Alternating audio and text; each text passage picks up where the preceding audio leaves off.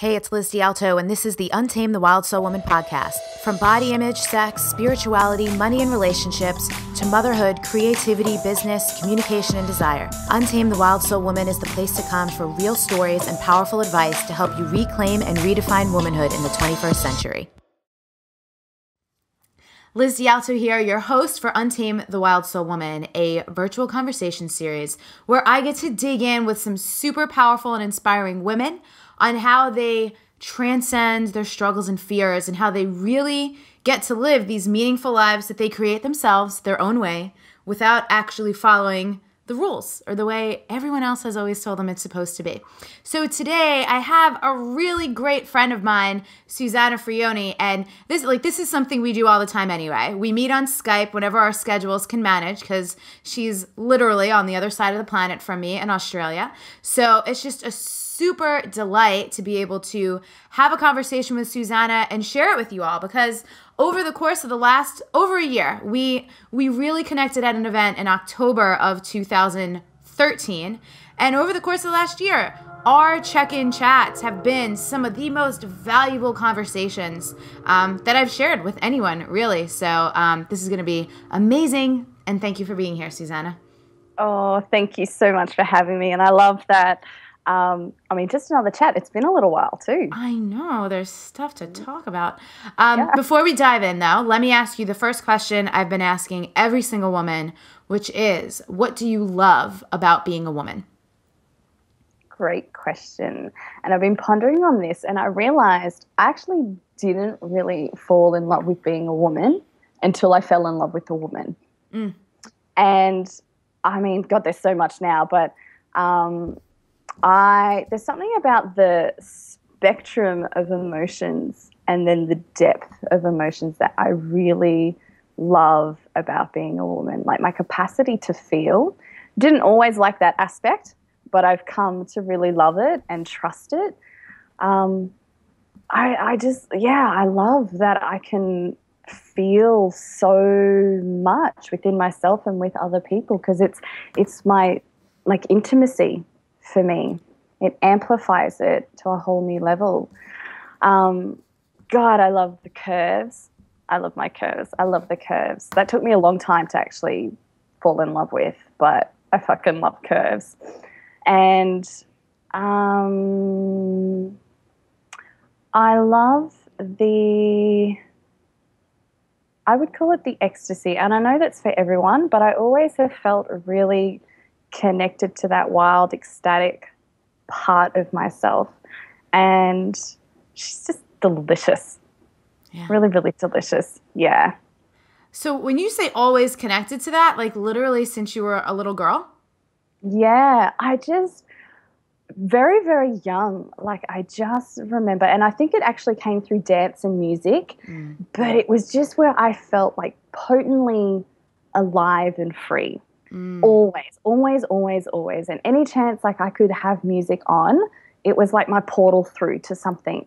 Cool. I wasn't a professional dancer or anything like that, but I just remember it being my gateway. And then even when I was like in high school, I became obsessed with ecstasy. I never did ecstasy. I did an assignment on ecstasy. There was just something about the sound of that word. Yeah. And even the way they would describe the drug and the feelings that it evoked, I was like, I know that. I just remember being really confused. Like, I haven't had to do that, but I already access a lot of this. Yeah. And just, it was like having all of a sudden a vocabulary for what I'd already been feeling. I love that. So that is the first thing that anyone has said in any of these interviews, and I've probably done like 22 of these things already at the time at which we're recording this, that I'm actually jealous. Not in like a FU way, but like that's amazing, because that's something that literally didn't start for me until I turned 30. Having access, or even being, honestly, what's so funny that you use the word ecstasy, because that's just been the word for me lately. I just switched around my core desired feelings, and unbounded ecstasy is one of them. Totally. Yeah. Totally. Because like the range of that, like full, it's exactly what you said, like that full burst of emotion. So you just said something that I want to talk about for a minute. Mm-hmm. You mentioned studying a drug and being confused because you've always had access to that feeling. So this is something that comes up, and I know we both have a lot of friends who are healers and shamans and all this stuff. And so I don't know if you know anyone who's done, or if you've done yourself, any like medicine journeys using things like San Pedro or ayahuasca or acid or anything like that, shrooms. And it's interesting because you'll see some people say, like, you don't need that stuff. Like, you can access it through your own mind, through dance, through meditation, through sex. And then you have people saying, like, this is my connection and my access to the divine. It's like a shortcut. And neither is right or wrong, but do you have any straight up opinion? How do you feel about that stuff? I've never gone down that path, never been pulled, never even had like that.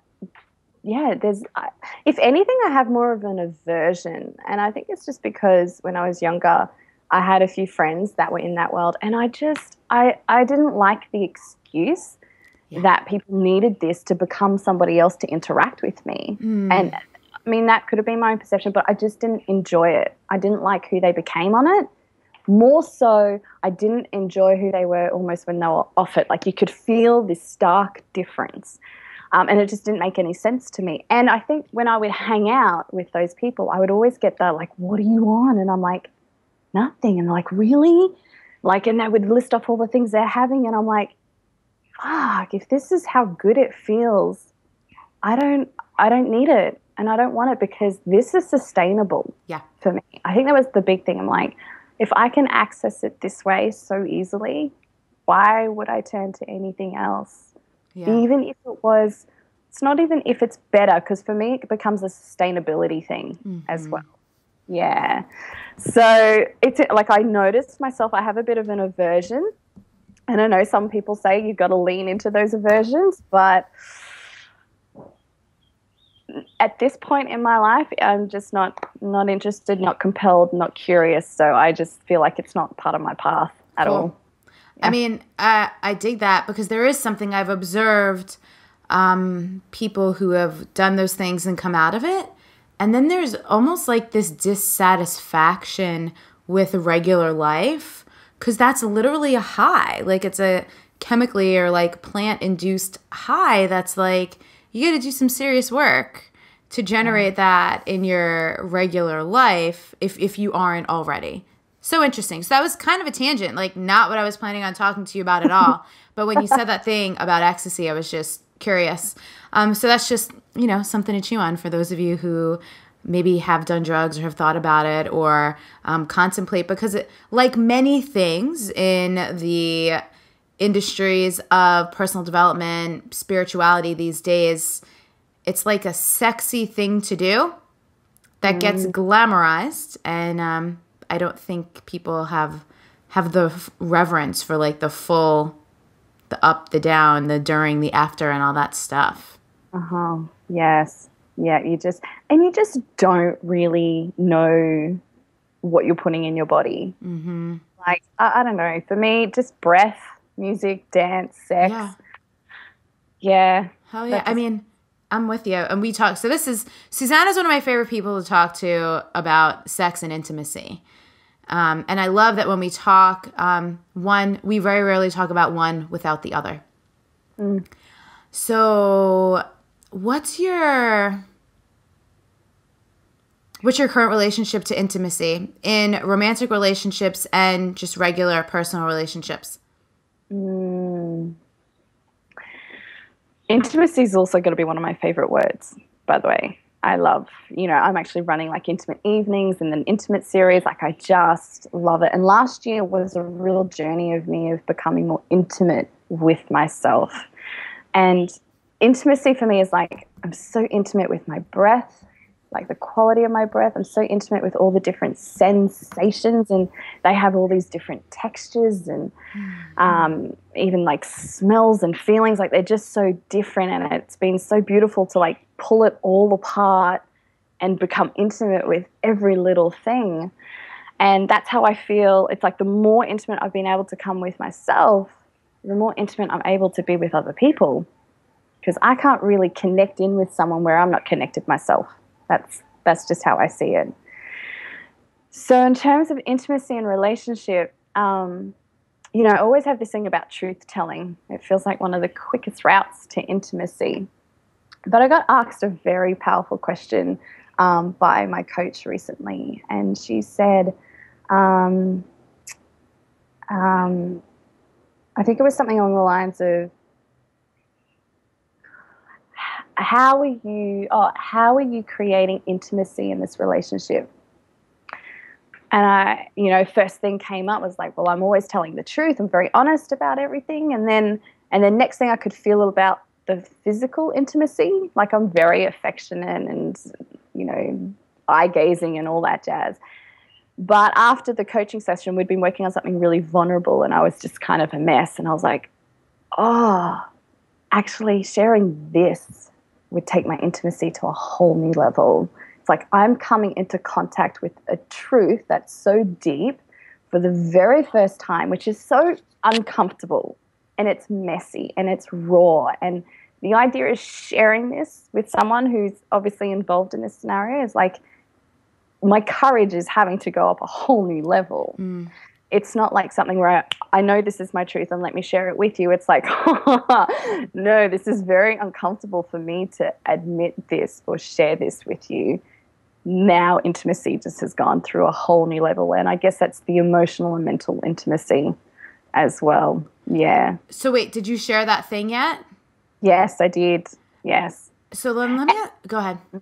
No, go. Ask your question. So this is something that comes up for Mike and I a lot. Like, we have gone deeper and been more open and shared more scary truths than any relationship I've ever been in. And it's cool because that's obviously proof that like we can, right? Like, there's this trust, this baseline level of like safety and acceptance that we can do that.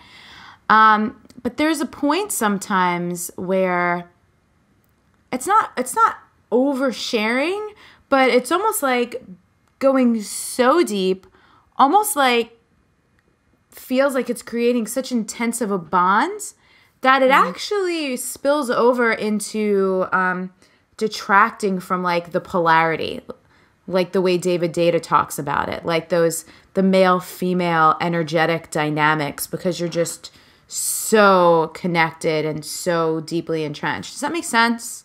Yes. Well, do you follow any of Esther Perel's work? I don't, but her name keeps coming up. I got to check her out. So this is the thing. They say intimacy is like the sacred union. It is the coming together.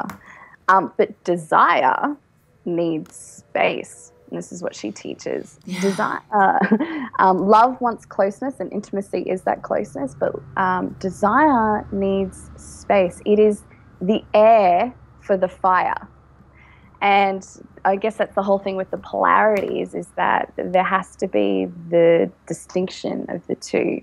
And I think it's really important in terms of relationships that we start to develop that erotic intelligence that she speaks about, because there is a beauty in the intimacy. But then I think you need to know how to consciously create space that adds the fuel for the desire and the wanting and the longing, because that's just hot. It is. And I'll tell you, having just moved in, like, we haven't had a lot of that, because it's like you're just in the same fucking space all the time. And then you remember, you're like, oh, like, we still need to be individual humans, you know, like, go do our thing. I think because normal people, like, they work at jobs, so like they leave and come back during the day. But yeah, we've been playing around with those dynamics. So you said something. Go ahead. Oh, I was that. And in terms of intimacy and sharing, because you mentioned about the oversharing, I think this is why it's so powerful having your own support team to do a lot of your own processing. Yeah.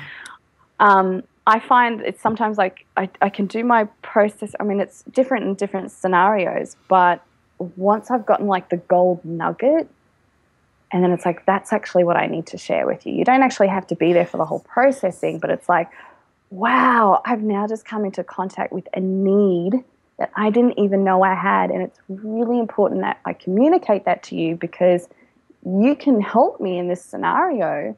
Otherwise, I'm noticing when I take it on and I feel like I have to do everything, I start to get resentful. Yes. And I start to close off, and I start to like put the boundaries and push you away. And I'm like, I don't know what the hell is going on.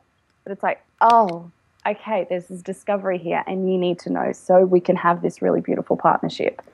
I Yeah. think what you just touched on is something that probably every woman in any kind of relationship, man, woman, with kids, without, living with a partner, not living with a partner, probably runs up against, right? Because like you're saying, that depth of emotion, all women have that, right? Like that opportunity to feel the full range and feel, like, really feel it. Mm-hmm. And in so many of these interviews, that's been something that women have actually included in what I love about being a woman. And mostly everyone says kind of what you said, right? Like, but I wasn't always comfortable with it. And so in those moments, I think the distinction you just made is so amazing, because you're right. I don't need to share everything in real time. It's once I've processed it and distilled it down a bit that now I can go, oh, here's the nugget that I do need to share with you. Yes. Yes. I have personally botched that in most of my relationships my whole life.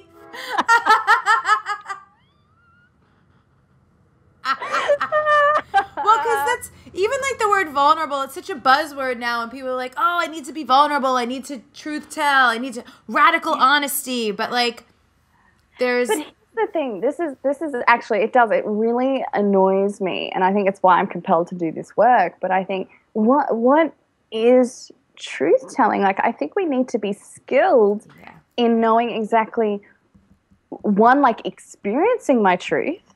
Yeah. And then articulating it to someone else. So there is no projection, there is no blame, but you can still safely say, when you do this, this happens, this is what I'm noticing. Mm-hmm.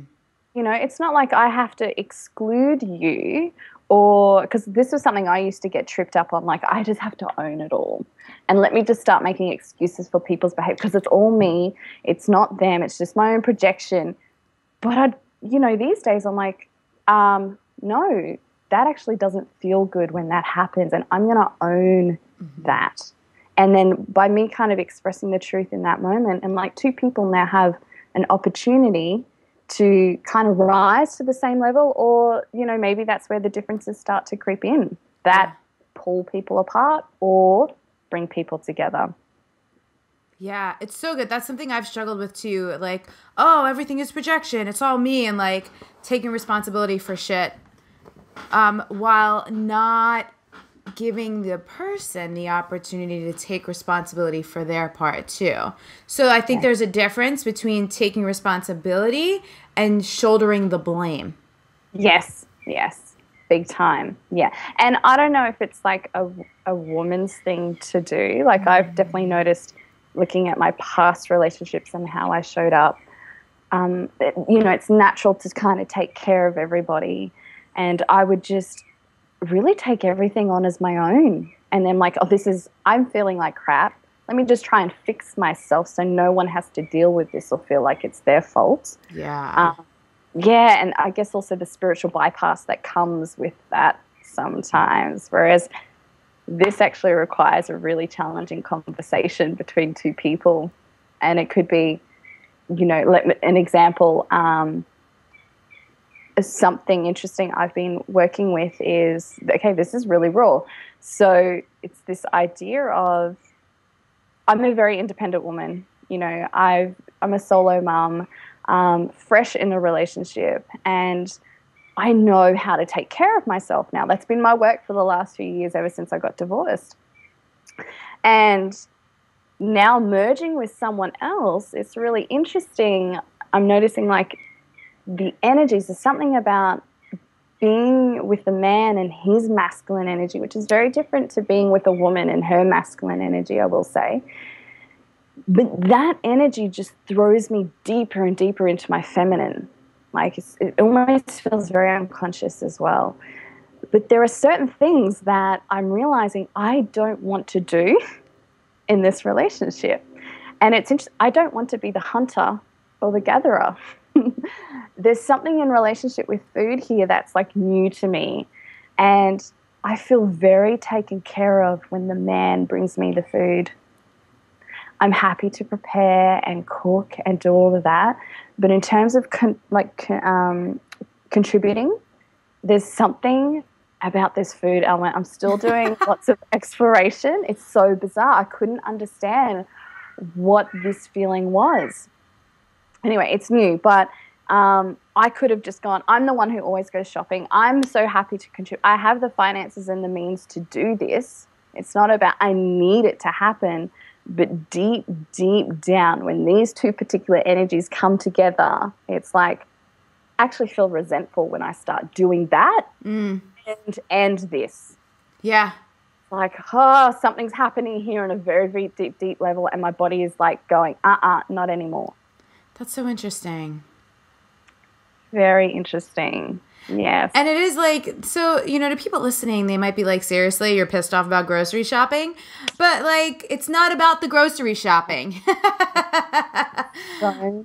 And I will say a beautiful resource I've just discovered as well is Alison Armstrong. Mm-hmm. And I love how she really articulates some of that, and particularly that desire to be provided for is so innate in a woman. It's not cliche. It's not stereotypical. It's like a primal desire in our DNA that is so ancient. And I think as independent women, we've just learned to override a lot of these deep, deep desires and take care of everything ourselves. But, it's not efficient. And the word that comes into my mind of when we're actually fulfilling these deep desires, it's like instant harmony. Like I just see the yin yang, I see the sacred yin. It just feels like ease and efficiency. Yeah. And but you're right, there's all that like tension, weird muckiness before it can like come together and do its cool little swirl. Yeah. Because, and I will say for me, my inner critic is like, you don't need a man. You're independent. The idea of like confessing this need to someone makes me feel weak and fragile and like a poor little Cinderella laying on the ground crying. And it's like a part of my image that I've created for myself doesn't like that desire. But on a very deep level, my soul's like, yes, this is true. This is real. So this is really amazing. The layers of being able to discern what is societal like programming gender role, like you said, what is this cliche, or is this like, did I get this from TV movies and like the books I read as a little girl, or is this like primal, innate? So a conversation that's come up a lot for me and Mike lately is something like men, like in a very primal, like biological way, are really built to be with like several women, not one, because they're made to procreate and like forward the race and life and the world. And so it's been interesting because, so this is kind of programming, like the way we put relationships in boxes and think things are supposed to be a certain way. I'm super cool. I'm like, yo, go to yoga without me. Please, like, check out the hot girls in yoga pants, like flirt with the girl at front desk, get turned on, but then just bring that shit home for me. And it's just kind of like, because he felt guilty. Like the other day, he was like, I feel really guilty. I was like talking to the girl at the front desk. I'm like, should I be doing this? And I'm like, yeah, like, why would you not? But I think that is a stereotypical thing about women. We're made to feel like really insecure if a man does something like that, instead of being like, yes, please. Like there were ways to get that like hit on your biological primal need without actually having to go like fuck somebody, you know? Yes, and I think this is also the work of raising the energy up our higher chakras instead of it being so stuck down in the lower chakras, which is where the survival and our instincts are all the time. Because, and that was another exploration I did this year of like, what makes a connection with someone sexual versus just a genuine connection? What all of a sudden changes the flavor or the texture or something? Because I feel like I can have these great connections with people that aren't sexual, but then there are other times where I'm like, oh, I so know that was just a sexual connection. And I would describe it literally as I could feel like the gates opening of my sacral chakra and this cord just going out like and being hooked in on someone. And I would feel when I start using that energy to manipulate or to feast is how I would describe it. Yeah. It's like I'm chomping on their sacral chakra right now. Whereas could I keep that closed but still, and I guess it just lifting up from the heart and have this beautiful connection with someone. And I think this feels very personal because a lot of my journey has included a lot of infidelity and a lot of lies and a lot of like the double life.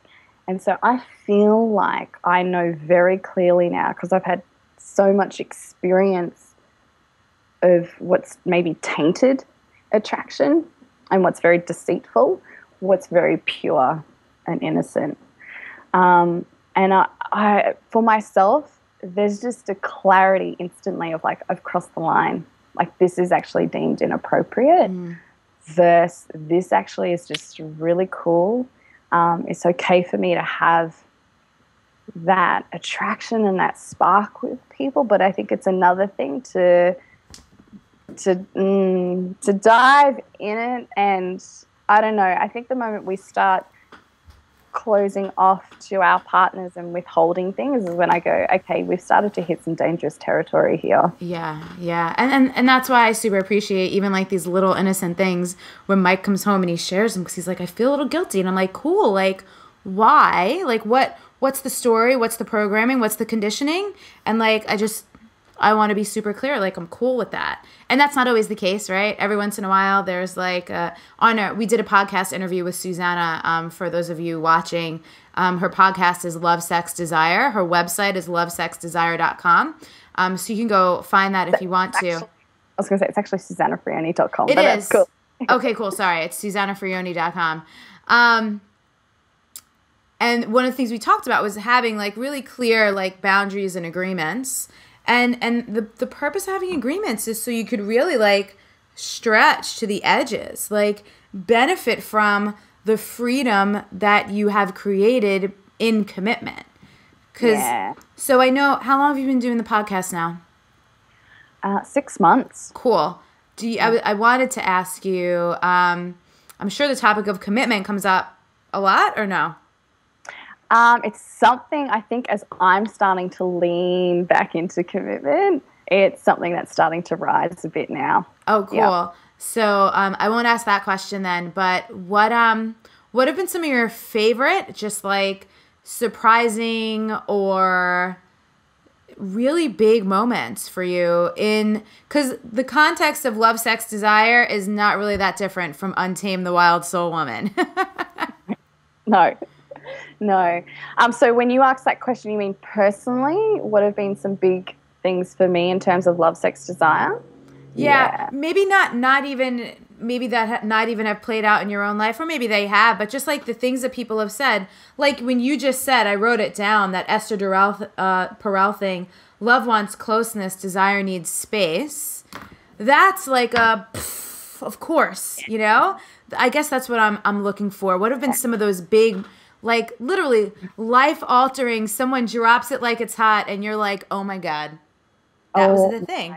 My God. So many, because I will say even launching the whole Love, Sex, Desire, I kind of like missed the thing that I'd be going deeper in this journey myself. And personally that's definitely happened in terms of a relationship that's just really new for me at the moment. With a man, because I'd been with a woman for a few years after I got divorced. Yes, definitely the desire thing was really big for me. That is just such a phenomenal concept, right? Because we're all about intimacy, but knowing what it takes to create, or almost like create a container or the environment for desire to stay alive. Yeah. Because, here's a couple of things. I'm just like, they're coming to me. One thing and this is in terms of desire, we're always talking about desire, we're always talking about what do we want, and I didn't realize until it was actually a scenario with the man I'm with, and we just decided to like put off sex for a while and connect in other ways. To experience that feeling in my body of like, I really want this. Like, my whole body is just aching to be penetrated right now. Yeah. And to not fulfill it, like to almost like prolong it for as long as possible, it was just an interesting sensation. It was like I hadn't really experienced such a want so deep like that for a long time. And then to have it fulfilled. And it had me kind of sit back. And I think at the time I must have been rereading Danielle Laporte's The Desire Map book.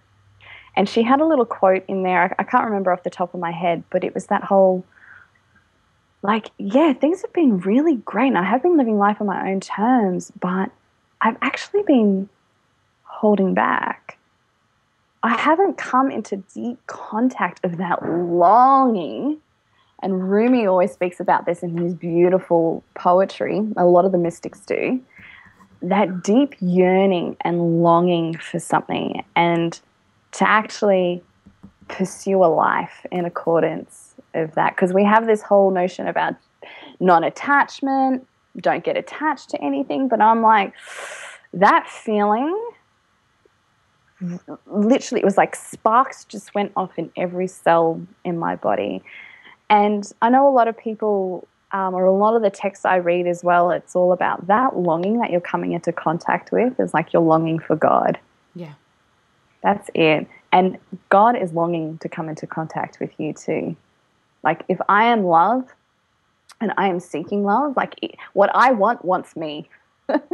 And there is naturally this longing. It has to be like we're just being pulled closer and closer together. But I just realized I hadn't actually experienced that in such a long time. It took like a moment of profound intimacy and desire. Who went, yeah, what is that? Yeah. What is that? So one of the bypasses that Mike and I talk about all the time is gratitude, right? So I'm wondering, what do you think is the impact of gratitude on longing? Because this is like a very popular teaching, right? Like, appreciate what you have because then you can get more of what you want. But then there's like this baseline satisfaction.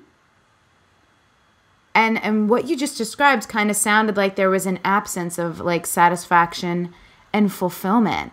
So this is like really, we're getting intricate here. Yeah, and I didn't even know it because I'm like, I've always been I've wanted to, I wanted a business on my laptop so I could be flexible for the sake of my daughter and my children, I want to host these dance parties. I want to talk about love, sex, desire. But that didn't hit me as deep as this feeling. And it really just went, whoa. Like it just put my whole world upside down and had me even question deeper, what do I really, really want? And I mean, so really, really want it that I'm not afraid to be disappointed if I don't get it anymore. I'm almost okay with it not being fulfilled. There's something in the longing that I enjoy, and I think that's also in relationship, that desire, that wanting. There's just a fuel that is undeniable. Yeah. So this kind of loops me back to the top. So sorry, and I didn't. Go ahead. I was going to say, I didn't answer your gratitude question. Oh.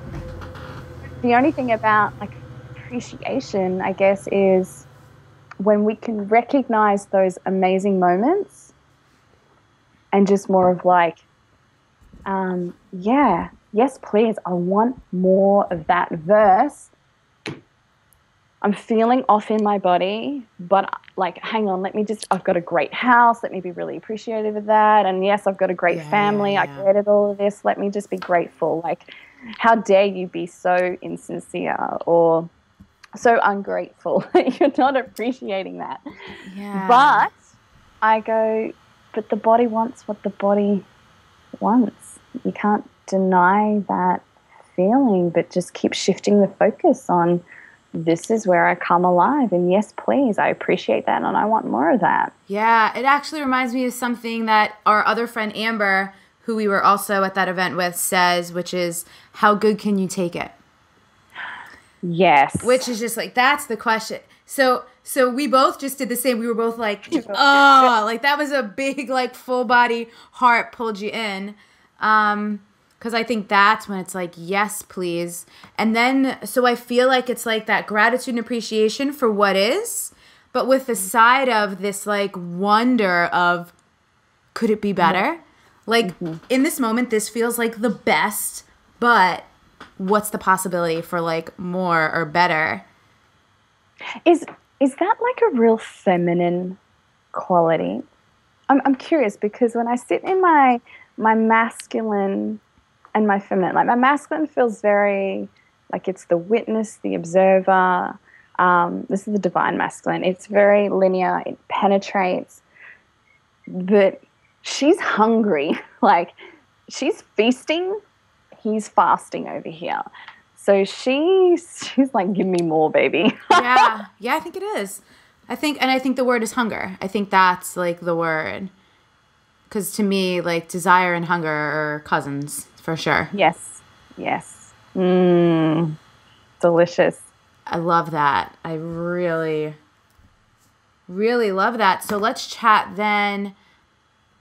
In your own life or in your work with clients, talk about the guilt that comes with wanting more, even when everything you have already kind of blows your mind. Guilt is such a wasted experience. It's one of my favorite things you've ever said, with the disdain that you said it, by the way. I mean, it's like fear, guilt, anxiety. I mean, all of that.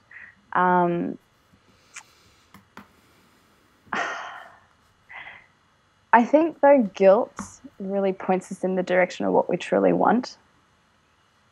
You know, I think of I'm guilty for wanting time on my own. Mm-hmm. You know, I think of mums and, or even, you know, I definitely had this experience myself where marriage with children and something just not feeling right, and maybe I'm not meant to be in this career and not sure, but this pull to be somewhere else, but feeling so obliged by all my responsibilities and therefore feeling guilty of removing myself. So I think sometimes guilt can be a portal. I'm just discovering this now as I articulate it, but I'm like, yeah, there's a desire that's not being acknowledged or a desire that's being suppressed, and it's starting to manifest as guilt. I think you should write a blog post about this, just throwing that out there. Because we've talked in, you and I personally, but also it's come up in a lot of these interviews, to use your emotions as a guidepost. But it's not come up specifically around guilt. Around guilt, it's always like, release the guilt, let it go. Like, but, you know, like, what do you feel guilty for? It's kind of like, people talk about fear a lot, being like, if you're afraid of something, go towards that thing. But I think what you're saying, guilt, is very similar. And it makes so much sense. I think all of our emotions, you know, the first time I learned about frustration, you know, I was like, holy shit. Frustration for me was actually an indicator of me not voicing what I really wanted to voice. I would swallow it and start to feel this like my body would just get really, and I was like, oh, I'm frustrated just because I didn't speak up. Who cares what I really needed to say? Something in me wanted to move through me and I didn't allow it. And now I'm frustrated, almost with myself more than someone else. But I think all of those emotions, so guilt has to be the same. So what are our emotions indicating we're not expressing? It's a great way to look at it. And then there you go. On the opposite of that shit is the desire. Yes, because I also view, I work with tension and relaxation, constriction and opening. When we're in a state of flow, clearly we're open and we're connected and just we are one with life, as Eckhart Tolle would say. And I love it when at the end of a yoga practice, particularly when they do the shavasana, just before, some of the teachers will do the whole tension, clenching of the body, and then this instant relax. And it's this contrast, a really distinct contrast of like, we've gotten addicted to this tension and this constriction that we're holding all the time in our bodies, but this is our natural state. And the more we can hang out in this natural state, it's easier for us to identify moments of tension or where we're holding on. So as we become more familiar with the natural state, and then we start to become more, I guess, discerning, and this is the intimacy part, of what's adding to this tension, and on all different levels. There's the physical tension, the emotional tension, and the mental tension.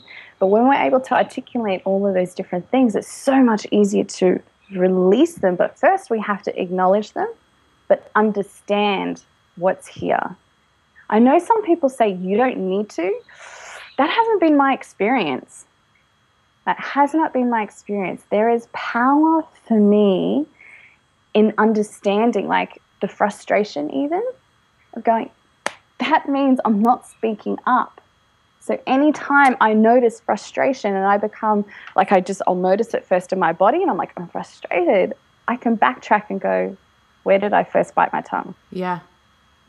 Okay. And then in those moments, the quicker I can just honor it in the moment, then obviously the less frustration I'm going to experience. But that takes practice, because I've been so used to, the pattern is bite my tongue, don't say anything, and then let me just deal with the physical implications of what that means. And you just have to deal with a really frustrated, pissed off woman now. Yeah. So, I mean, this is, again, I think this is, to me, this feels like an interview that people probably want to watch more than once, to come back and let like each layer go, oh, okay. Because again, like, I think of the very simple things, like in the house where I grew up, the things that there were like tension and arguments about are very different than anything there's tension or arguments about in my house, like now. And it's just different because like our paths are always much different than our parents. Like we're kind of seeking to understand within and like be like, cool, like what's that about? And they weren't really doing that. Maybe your parents were, mine certainly weren't. You know, sometimes it gets to be a little exhausting. You know, the other day Mike said to me, he's like, does everything have to have meaning? And I was like, yeah. For me, it does. What's your take on that? Yeah, I don't think we need to seek meaning, though. You know, where we can have these instances and people, what does that mean? What does that mean? What does that mean? And then I'm like, oh, like my whole body just instantly got really uptight. Some things are just, I like acknowledging the mystery too. There's an ease about the mystery that I like. And I know that sounds contradictory to what I just said about understanding things, but I think sometimes just, yeah, I guess it's both worlds. So I guess that's the discernment, right? I think I think when something, when you feel pulled, then fine, go understand it. But when it's just like, that just feels like it can go. Yeah, and I'm curious I think that when you get triggered, right, that's the stuff you need to understand, because that's yours. Other stuff, like synchronicities and just when great things happen or when you meet someone, like, you don't need to know why. Yeah. And actually, I think it's beautiful that we're bringing that up, because I think a lot of people do that, particularly in meeting people. Why did I meet that person? What was the purpose of that? Who cares? Yeah. Who cares? It doesn't matter. Enjoy it. Enjoy it while it's here. Whatever experience you guys are having, there's no need to figure it out, because you take the spontaneity and the fun and the magic out of it. Yeah, like that's an investment of energy trying to figure it out versus being there. Just be there. Be there. Soak in it. Yeah. That's so great. That makes me think of a client I have right now. She's so amazing, and her career has brought her to a place where she doesn't want to live. And it's come up over the last 6 months of working together so many times. Why am I here? Why am I here? Why am I here? And that's like when I chime in and I'm like, you might you definitely don't know right now. You might not know ever. You might not know for like months or years. There might be a moment when you least expect it, when you go, oh, that's what it was. But like, how you got to be okay with that moment may never come. I know, because imagine if it never does come. Yeah, like there is no promise that we get to figure everything out or understand. No. Yeah, the mystery. The magic in the mystery. And I think also that comes back to that desire, especially in like romantic relationships, right? Like and the sharing, like we can leave a little mystery. Yeah, definitely. Yes. So good. All right, I'm just going to ask you one more question. Oh. And the question is, I've been pretty much asking everyone this as well. Anything under the topic of Untamed the Wild Soul Woman that I didn't ask you that you're just dying to share?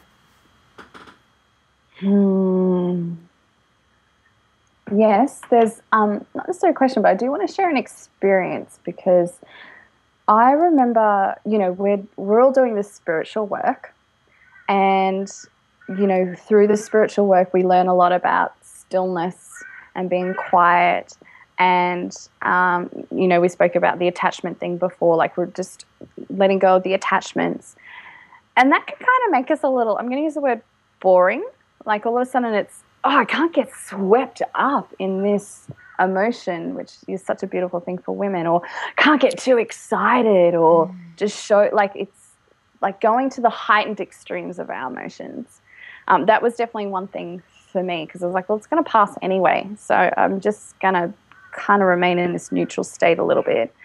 And I remember, though, going to a dance. I'd been practicing yoga for a while, but I wanted to, I don't know, I ended up a 5 rhythms dance thing. And I loved that no one was telling me what to do. Yeah. And it was just this real great music and this freedom of expression.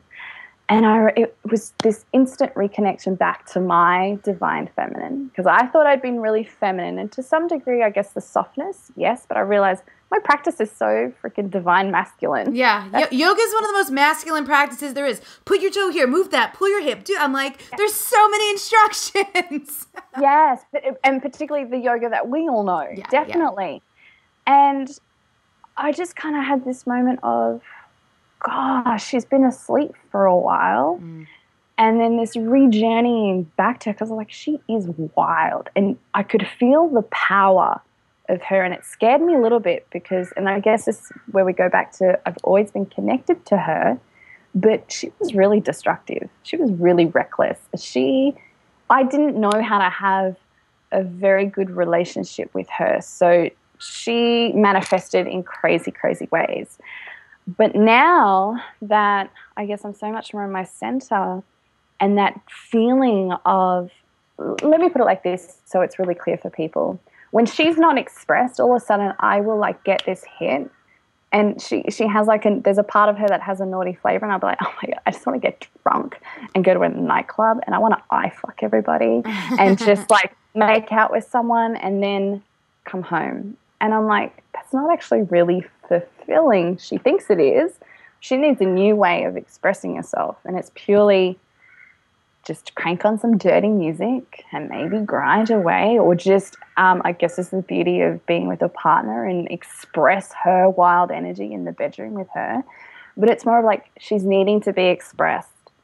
If she's not, I know what's going to happen. Yeah. She's going to find other ways, and they're not going to be pretty, and they're not going to be healing for anybody. They're going to be quite harmful. So it was interesting, like coming back into contact with her wild, powerful energy, and just going, she just needs to be expressed. That's it. I need to give her plenty of opportunities to do this, like daily. Otherwise, I'm aware of what happens when she's not. Yeah. And I think what you said is probably something a lot of women, not all, but a lot of women can relate to, because destruction can happen in many forms. So you indicated that yours was more like interactive, like involving other people. But think of a lot of women, like when I used to do fitness, who it would be like obsessive workouts, right? Because it was movement, the desire to like feel something or experience something, or I bet so many women, I'm sure, with food. That's the way they're like, oh, this is bad. Like, how many things fall under the label of bad that really is just like our wild side desiring to be expressed. So thank you. Yes. God, totally. I knew this was going to be so good. Oh, so again, I messed up earlier. The website for sure is susanafrioni.com. The podcast is called Love, Sex, Desire. You mentioned a couple people that I'm pumped to check out. Esther Perel, Allison Armstrong I've been hearing about for years. I don't know why I've resisted her stuff, but I'm going to trust it for now. But thank you. Thank you so much. Thank you, beautiful. Love our chats always. Always. I'll talk to you later. Yeah. Mwah. Bye. Here's a rule of thumb. I'll give this one to you. After you've been offering your giving, do you walk away feeling full and whole? If you walk away feeling like you're wounded, leaking, exhausted, you walk away feeling exhausted, that means either you've given what you didn't have to give, or they've taken it and they're already using it against you energetically.